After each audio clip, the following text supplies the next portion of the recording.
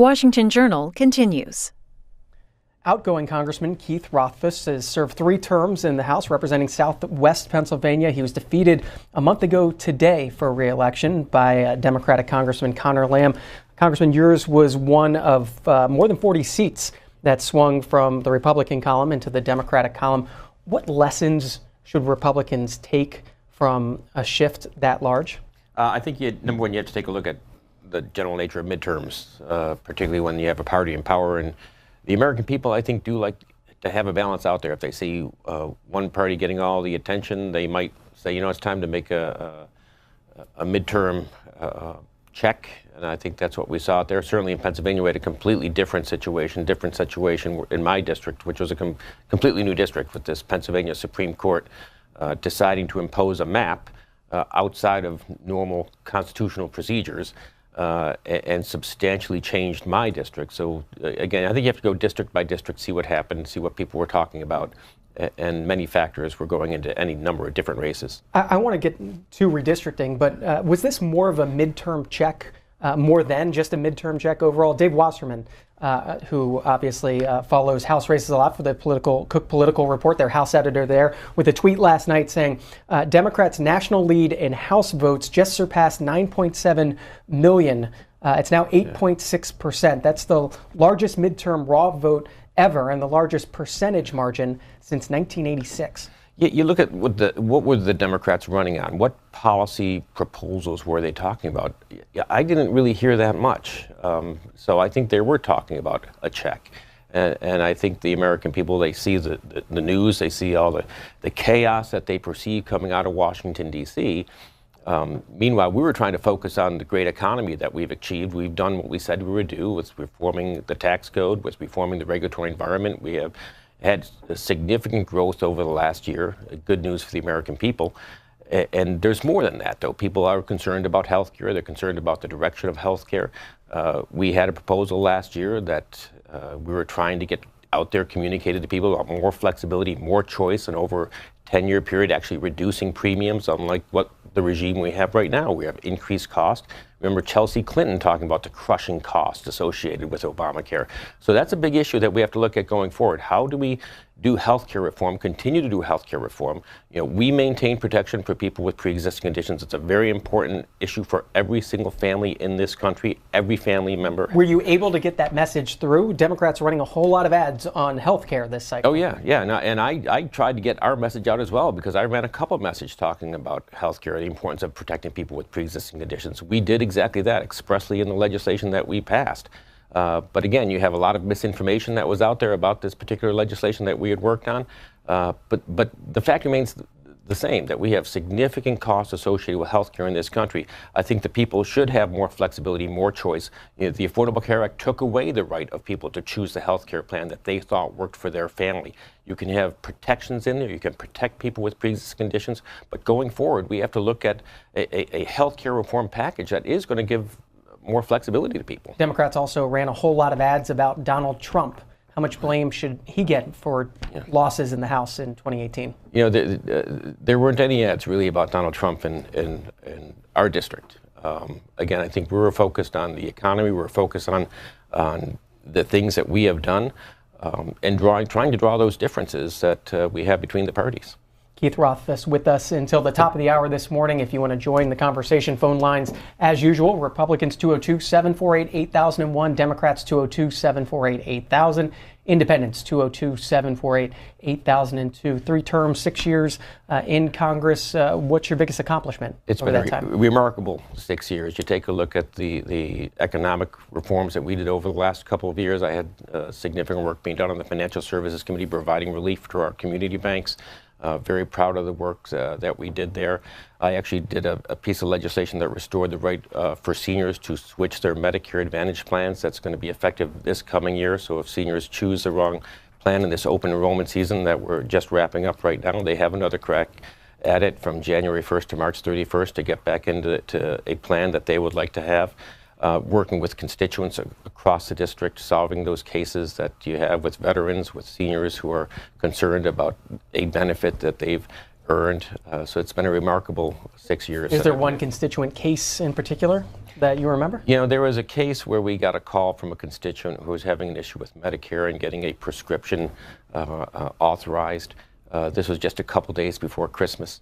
We were able to get it done. The patient was able to get home for Christmas Eve, and it turned out it was the last Christmas. So, again, thousands of these cases get addressed by every congressional office. It's a resource that the American people should know about if they have an issue with any federal benefit that's out there, whether it's Social Security, Medicare, the Veterans Administration. If people are traveling, there's a passport issue, visa issue. Use your local representative's office as a resource. They're there to serve. Let you chat with a few callers. Gwen's up first from Birmingham, Alabama, a Democrat. Good morning. Yes, good morning. My comment is, I want to make a comment, and I don't have a question. As Mr. Rothfus, you were saying about the Republicans was running on health care. No, they were not. And the message got to the Democratic constituents because you all stopped having town halls. People was really concerned about their pre-existing conditions. You all was going to court trying to stop the Affordable Care Act. Let me tell you something. You can fool some of the people some of the time. We are awoke. Our president, Donald Trump, yes, I'm going to call him our president because he's the president of the United States. And I don't want to be rude with the beautiful eulogy that went on for George H.W. Bush yesterday. But Donald Trump has done so much with going on in America because we are awoke right now. Look how many votes the Democrats won over the Republicans this time. That's a record number that has never been done. Wake up, Republicans. You all don't look. You all got to talk to people because African Americans. I'm a black woman in Birmingham, Alabama. We voted for Doug Jones. Yes, we did because we are sick of racism. We are sick of division. That's just America. We are all in America. If America fall, we all fall with America. You all got to talk to everybody. You got to talk to Arab Americans. Got your point, Gwen. Yeah. Congressman. You know, the fact of the matter is we had a health care plan that did address pre-existing conditions, full stop. The fact of the matter is you have skyrocketing costs in health care. I have yet to hear any solution from the Democratic side of the aisle on how to deal with that. You have folks who are now advocating for a Medicare for all. You know, Medicare was earned by our seniors through a lifetime of work, and to open up a program that would cost $32 trillion over 10 years is just not right, and further concentrate power here in Washington, D.C. That's not the direction we should be going in. Again, we want to make sure that people have access to affordable health care. That's what the focus should be. And yeah, we do have a divided country right now, and it was great to have the reflections yesterday at President Bush's funeral. I think history is interesting because back in 1992, you wouldn't have heard the accolades about President Bush that we heard yesterday. You were at the state funeral yesterday? It was a beautiful service, extremely well done. I think everybody who got up and spoke about President Bush really just hit the nail on the head about his life of service. But you have to look at what is going to unite this country. You look back in history, you look at the 1850s and what Abraham Lincoln was talking about. He was adamant about going back to what was in our Declaration of Independence, what was unique about this country, the idea that we recognize God-given rights to life, liberty, the pursuit of happiness. He said, go back to the Declaration, the whole notion of government of the people, by the people, for the people. And here we have Washington, D.C., who seems to have this super regulatory state that wants to micromanage every single aspect of American life, deciding who gets a mortgage, deciding what's going to be in your health care plan, deciding what kind of energy you're going to use. Look, this is a big country, and you have to allow the American people to make a lot of these decisions. Tampa, Florida is up next. Philip, Republican, good morning. Yes, the congressman stated earlier that he felt like his district was, I guess, illegally or unconstitutionally redistricted. Could he elaborate on that statement that he made a little earlier? And on that point, I'd also like to know what's the path ahead for Republicans. I hadn't really heard him articulate that a whole lot. What he sees the path ahead for Republicans to getting back control of the House. Philip, thanks for the questions. Yeah, great question. The federal Constitution is quite clear. It delegates to state legislatures the responsibility for conducting congressional elections. That would include drawing congressional maps. And so we had a situation in Pennsylvania where there was a lawsuit filed in the state court system that went up to the Pennsylvania Supreme Court. The Pennsylvania Supreme Court found that the existing map violated certain aspects of the Pennsylvania Constitution. And so rather than giving the state legislature time to draw a new map based on that opinion, they imposed themselves a map that was drawn by a professor from Stanford University who had no appreciation for various unique issues going on within Pennsylvania. For example, I currently represent Johnstown, Pennsylvania. It's in my current congressional district. This professor, playing in the redistricting sandbox, decided it would be a good idea to split the Johnstown community between two representatives. No state legislature, Republican or Democrat, would ever have done that. There is no transparency done in this process. This is why state legislatures are supposed to do this work. So there can be open hearings. You can understand what is going into the drawing of a congressional map. That was not done in this case. Do you think gerrymandering is a problem when it comes to the drawing of these maps by state legislatures? You know, I think you want to take a look at how maps are being drawn. You can question one line being put one place or another. I look at the new map that the Pennsylvania Supreme Court put together, putting predominantly Democrat suburbs into this new district that I was running in and leaving other suburbs out. It's a great question. I think the key is to have transparency, to have open hearings so that people understand why maps are being drawn the way they are. Philip also wanted to know what the path back to the majority is for House Republicans. It's to talk about you know what this country is and what this country can be, and to understand what you do when you empower the American people versus empowering Washington, D.C. And you take a look at the challenges we have ahead. Again, healthcare, border security. You know, we're struggling with this horrific opioid crisis across the country. 90% of the heroin that we have in our country is coming from Mexico. We have to do a lot more work focusing on what the cartels have been doing down there. We have to have border security. We have to know who's coming into the country. We have to know what's coming into the country. When you have those drugs just pouring over the border, whether it's heroin, fentanyl coming in from both Mexico and China, methamphetamines, if that's not a reason to secure the border, I don't know what is. And Mexico really has an interest in securing that border as well, because there's southbound flows of illicit cash that is fueling what these cartels are doing.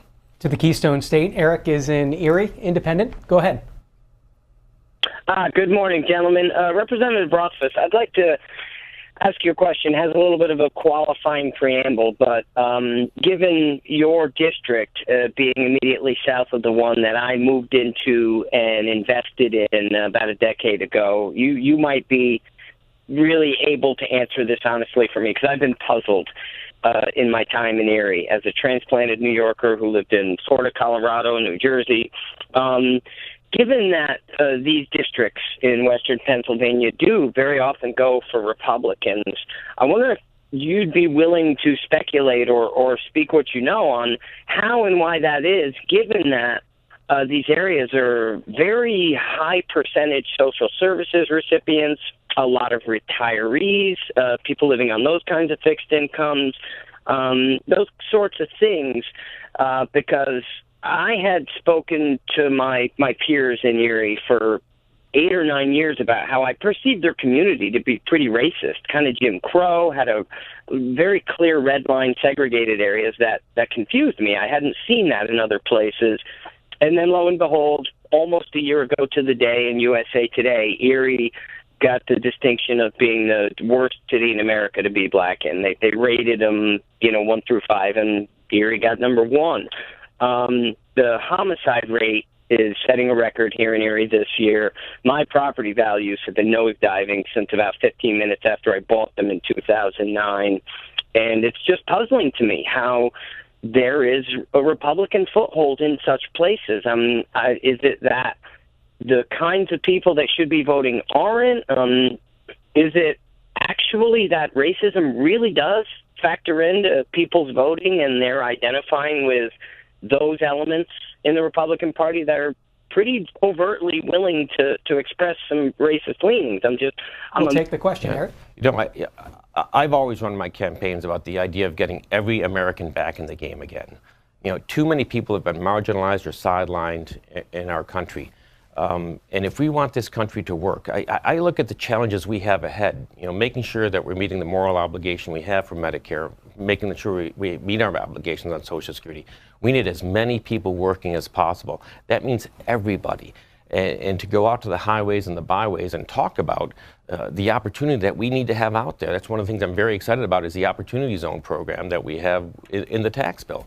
This is one of the most undersold pieces of this tax bill that's going to bring private sector investment into communities that have been bypassed for decades.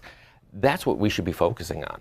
Is that a failure of messaging by Republicans that this was undersold? I know I've been talking about it. I think it's perhaps a failure on part of the media to really focus in on what was in this tax bill. The rhetoric that came out about this was, some kind of giveaway. Look, we're seeing average families in Pennsylvania who make $75,000 a year having more than $2,000 back in their pocket. The top 1% are actually paying a greater share of the federal tax burden after this tax bill was passed than before. And then you take a look at the Opportunity Zone program. Again, you're having communities that for decades have not had the kind of private sector investment that Washington, D.C. has. It's amazing. You drive across the bridges into this town, and just this morning I'm counting 16 construction cranes. This has been this area seems to never want for economic growth. We have to have that economic growth back in the rest of the country. West Chesterfield, New Hampshire's next. Ron, Democrat, good morning. Hey, good morning, Washington Journal. You guys rock. I love this show. Representative Rothfus, I'm very honored to get to speak with you this morning, sir. I have a comment, a question, a little bit of everything. I guess there's a huge difference between the far right and the far left. And I've got to tell you, I guess you could call me the far left because I'll be voting for Bernie Sanders again. And I'd like to tell you why, because as far as I know, he's the only candidate or potential candidate for 2020 that believes that we need to invest in our masses, our general population. Other countries, both communist countries and socialist countries, they all invest in the populations. They invest in their population's health, and that's the general population, not the top 15%. They can afford to go out and get the best health care, the best education. But all of the large industrialized nations, they invest in their populations, their health, their education, higher education. We don't do that here. You're basically on your own. I mean, you said that for health care, it's a matter of, being able to choose your own doctor. For a lot of us out here, we're lucky to be able to have one doctor that we can go and see at any point in time. That's Ron in New Hampshire. Yeah, and you take a look at what happened after the Affordable Care Act, and a lot of people lost their choices on their health care plans, and you're left with one insurer. That wasn't supposed to happen. I appreciate you're talking about Bernie Sanders, because something about Bernie is that he's authentic. He says it as he sees it, and he communicates that to people. You talk about the far right and the far left. Most people in this country are not far right. Most people are not far left. People are looking for practical solutions. I mentioned earlier talking about Abraham Lincoln. Lincoln looking to find what united this country. There are fundamental philosophical differences at play that you see on either the far right or the far left. The idea, do we go back to this kind of framework that was in the Declaration of Independence, talking about self-government, sovereignty in the people, rights that are given by God, not by the state. President Kennedy talked about that in his inaugural address, that what's unique about this country is that our rights do come from God, not from the generosity of the state. And that within that context, what can we be doing to move this country forward? What are you going to do on January 4th? A number of different options available. I'm taking a look at that. It's been a really incredible privilege to do what I've done the last 6 years. I still would like to dabble in the policy world in some way. We have so many challenges ahead. We still have to talk about the debt that we're looking at in this country. How are we going to get a handle on that as we look at the next generation coming up? And how do we make sure that we have a thriving, dynamic, growing economy that's going to give people the kind of opportunities where they can realize their God-given dreams? Do you want to run for Congress again? President Reagan said, never say never. There are seasons for everything. The season of my time in Congress is coming to an end at this point. I'm not going to rule anything out for the future. Nancy, Louisiana, Republican. Go ahead. Hi. I just wanted to call and give a wonderful comment in reference to the people of Pennsylvania. My own father was originally from Youngstown, Pennsylvania, and the family was very interested in medicine. And everything my father taught me growing up, he was a World War II veteran. He actually met my mom, pure Southern, from Louisiana.